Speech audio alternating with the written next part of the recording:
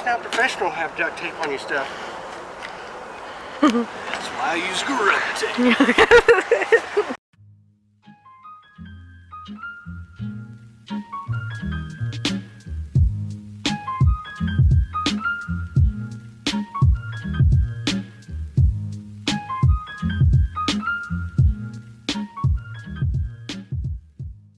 Today we're going to do some leaf cleanup. And Rachel's got some stuff in the bag. What's in the bag? Bring it. In the bag we got this. What you got? Gorilla stuff, heavy duty. Yeah. A mirror. And some stuff there. Some other stuff. I got to do a patch on the vacuum because I blew a hole in it. So, hole up here, hole down the side, right? Do what I got to do to get the job done. Yeah, you get that job done, don't you? I did not mean for that to come out so perverted.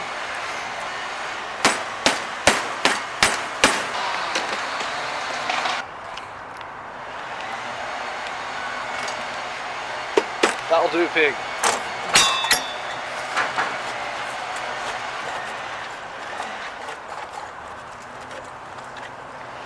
So it ripped up at the top too, where you just taped it up.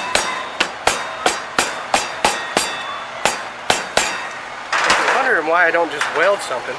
Well, that's because it's made out of plastic.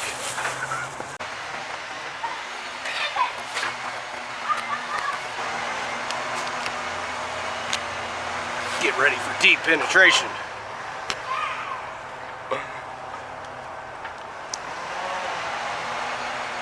Shove it in there. Oh yeah.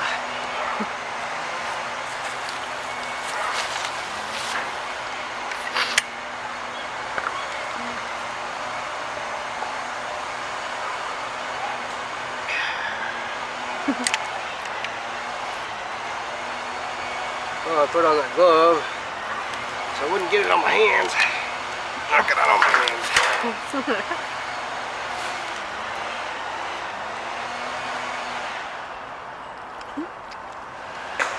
So gentle with it. Yeah, I'm pretty good at using my fingers.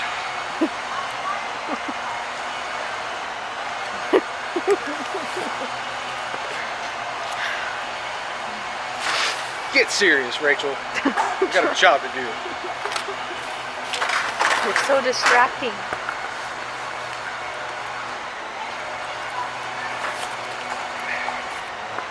I'm shaking this camera all over the place.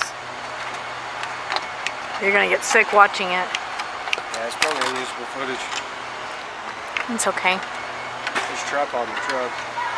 Nah. It's not okay. I can't use it. No. So you'd be better off just shutting it off. No. It's not that bad. People don't watch it. They don't watch us. So negative. It's true.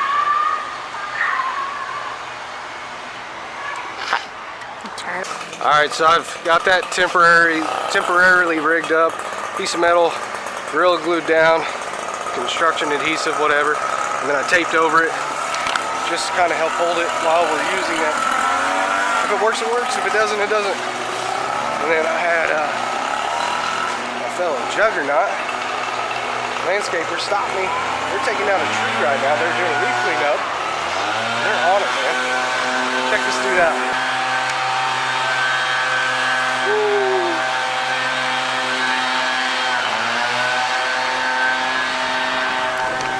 That's a pretty tall tree right there.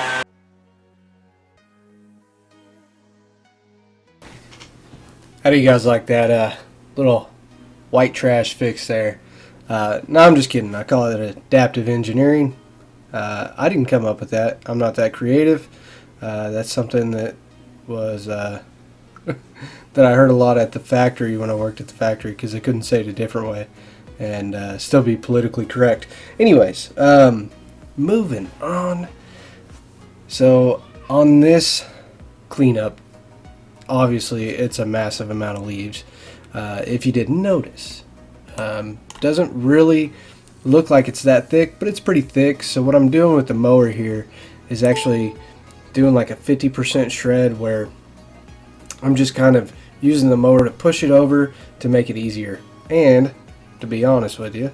We got one blower. Rachel showed up after the job, she met me at the job, right? So we forgot the 770. Aaron's in the backyard. He's working on the back. So, I don't have two blowers. Let's pull out the mower. I need to shred them up anyways. Might as well do it now. But there are some cool tricks you can do with the mower. One, like this, what I'm doing is using it kind of like a rake. So it's like a power rake, and it'll clean it up really pretty good. This was real thick, so I'm just going back and forth, and I'm just kind of moving the bulk. I'm not worrying about polishing it. After I get done pushing it for the most part, then I actually turn around and I'll re-blow the section that I use the mower at, and that'll give me a nice clean finish. Hey, look, the neighbor's wanting service done. And then anyways, what I do is I'll keep pushing this back and forth, so I'm just walking forward, then going in reverse, walking forward, then going in reverse. It seems real repetitive, but you know what I'm trying to do? Get it to the truck. So it's kind of a repetitive process. Then once it's thick enough, oh, here we go. I can start plowing it. So I'm kicking the blades towards the street. When I'm not pointing my chute towards the street, I shut my blades off and I'm using it as a plow. And the main idea is I got to push it right over there where the vacuum is going to be used. So we're just going to push it right up to the vacuum setup. It's a pretty effective method because even if you had a couple blowers on that, man, it's real thick and nasty and wet. It's going to take you a while to move those leaves. Now, I'm not saying I'm creative or I came up with that. I'm sure people have been doing it for a long time. I saw a video today where some dude was using a wheelbarrow. I thought that was kind of creative. I wouldn't want to do it because those leaves are heavy, but so here is what I call a polishing pass. So the first thing I do is I'm moving the leaves, right? I get the bulk of it out of the beds and everything, but you're inevitably going to have some blowback from the leaf debris. So I like to go over and do what I call a bulk pass. That's just moving it all, getting the bulk of it out of the way. And then I do a polishing pass where it's thinner, it's easier to blow around with the blowers. So the main thing, push the bulk, then clean it up. It's going to be easier to get out of the beds, it's going to be easier to get it off the turf, and all around, that's just how I like doing it. Doesn't mean it's the best way, it's just how I like doing it. I'm able to move a lot of leaves that way. I get the bulk out of the way, then I polish it. You can do a polishing pass while you're doing the bulk. I get really annoyed when I polish it up and I clean it up and there's no leaves whatsoever on the turf, and then I make a wrong move when I'm trying to push a big pile and boom, right back onto the turf. Then I gotta clean it all back up. So I might as well just get the bulk out of the way and then clean it up.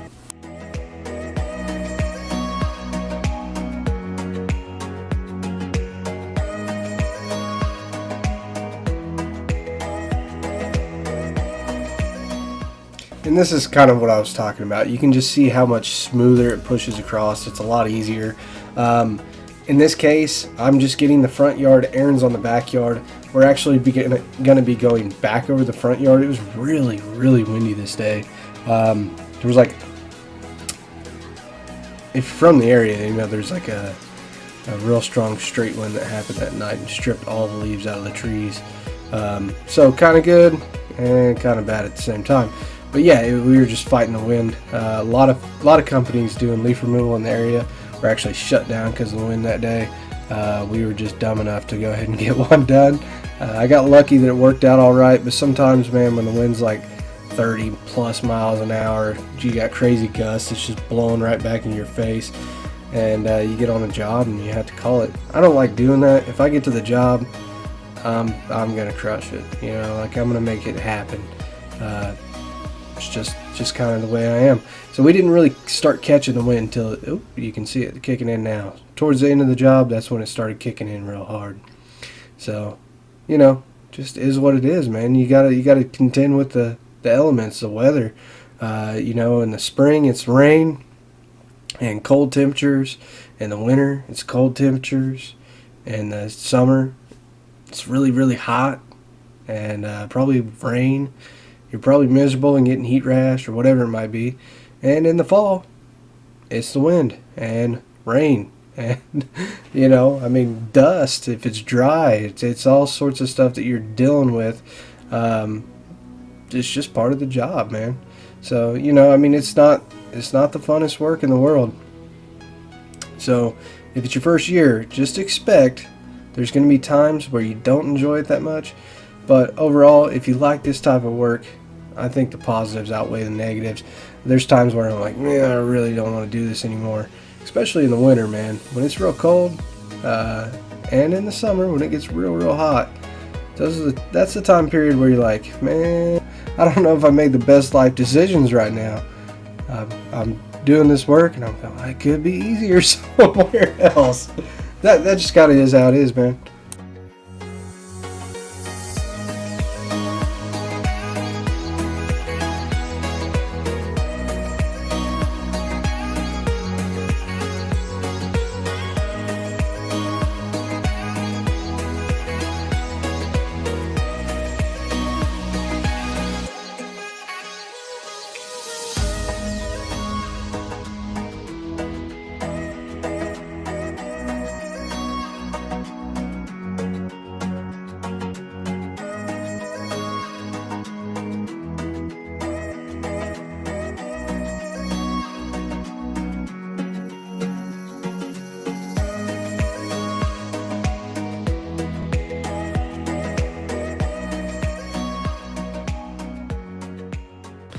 Alright, I gotta say, I finally broke down and bought a respirator. I wasn't wearing it on this job because this is a few weeks ago, but wearing a respirator while doing the leaves with the vacuum.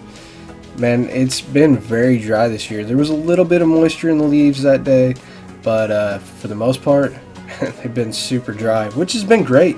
I gotta say, I'd rather it be that way and the leaves be easy to move than be real wet and do a lot of tarping and a lot of heavy back-breaking type work. I can run the blower all day, no problem. I can run the mower with it all day. But when you start dragging tarps, man, you'll really hurt yourself sometimes. And I'm the kind of guy that I push my limits. I mean, I'm built like a workhorse. I treat myself like a workhorse. I've always been that type of worker.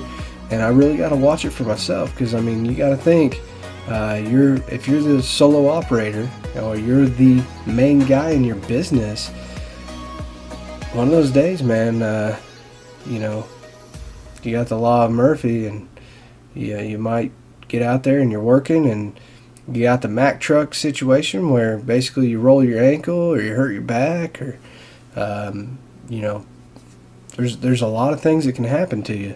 I just rolled my ankle this past week. I stepped over some roots that I couldn't see with the tree. The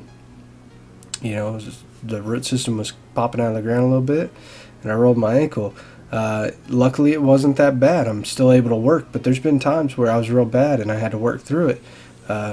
My first year in business, I broke my finger and I had to work through it. This is a cool shot. But yeah, I mean, sometimes you get hurt and you got to keep rolling, and it's unfortunate. It's no fun. But you got to be careful, especially if it comes down to your own decisions, man. Workload, the amount of stress you're putting on your body, that's your decision. So sometimes you got to work a little more.